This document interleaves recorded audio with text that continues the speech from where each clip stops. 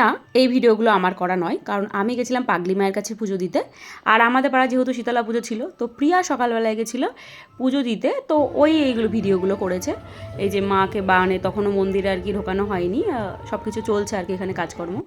আর এই হচ্ছে আমাদের এই বছরকার মা। আগে একটু দেখিয়ে দিলাম। এবার দেখো আমি কাকিমাদের বাড়ি গেছি, আর গিয়ে একটু মজা করছিলাম। এরা ছোট ছোট আর কি হয়েছে সবে। এই যে প্রিয়াও চলে এসছে। আর আমরা গেছিলাম প্রচণ্ড দেরিতে, আর মানে পুজো হয়েই যাচ্ছিল আর কি সেরকম। অবশ্য আমরা এই দিনটাকে পাড়ার লোককে নিয়ে গসিপিং করার জন্য রাখি। কতটা নির্লজ্জের মতন বলছি আবার। অতিরিক্ত ছ্যাবলামরা গাইজ, অতিরিক্ত। আর এই যে সুন্দরী ঢঙি দেখো।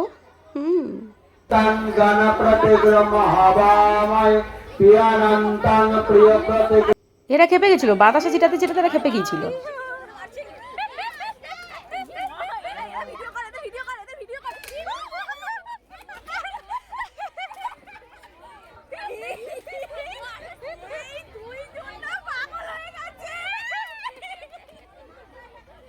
পুজো শেষ গাইস, তখন প্রসাদ দিচ্ছিল আর কি। তখন কি করবো, প্রসাদ পাচ্ছিলাম না, ওই জন্য কীভাবে তাকাচ্ছিলাম দেখো।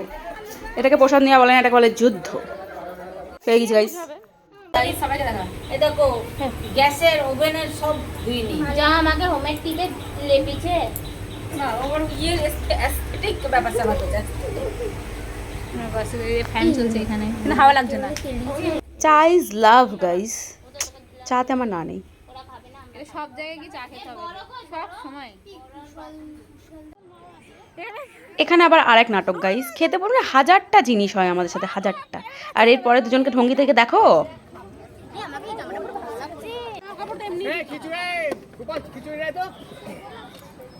তুই পছন্দ করে জায়গাটা নিয়েছিস। আর এই হচ্ছে আমাদের পাড়ার দাদা, বলছে তোমরা খুব ভিডিও করছো, সেটা দাদা হ্যালো বলে গেল আমাদেরকে। তোমাদেরকেও বলছি হ্যালো। এই যে আমি খাবো খাবো করি, গেলার অভ্যাস বলি না। তারপর দেখো কি হয়েছে।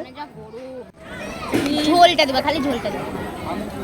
এবার হচ্ছে খেতে আর পারি না, মানে একবার গিলে এসেছি কবার খাবো গাইজ। আর এখানটা মিউট করার একটা কারণ আছে, কারণ আমরা স্টেশনে গেছিলাম গসিপিং করতে। এটা প্রত্যেকবারই আমরা করি, কিন্তু এটা বলার মতন নয় যে এখানে কনভারসেশন চলছিল। আর ওরা আমাকে বলতেও দিচ্ছিল না, এই দেখো আটকে দিচ্ছিল। অ্যান্ড দেন ঢঙ্গি ইজ গন, ওয়ান ঢঙ্গি। অ্যান্ড দেন আর হাজরা পোতার লোক রাত পর্যন্ত খিচুড়ি খাওয়ায় গাইজ। প্রমোট তো করবো নিজের পাড়া। তো যাই হোক, আবার কোনো একটা ভিডিওতে দেখাবো তোমাদের সাথে। চলো টাটা।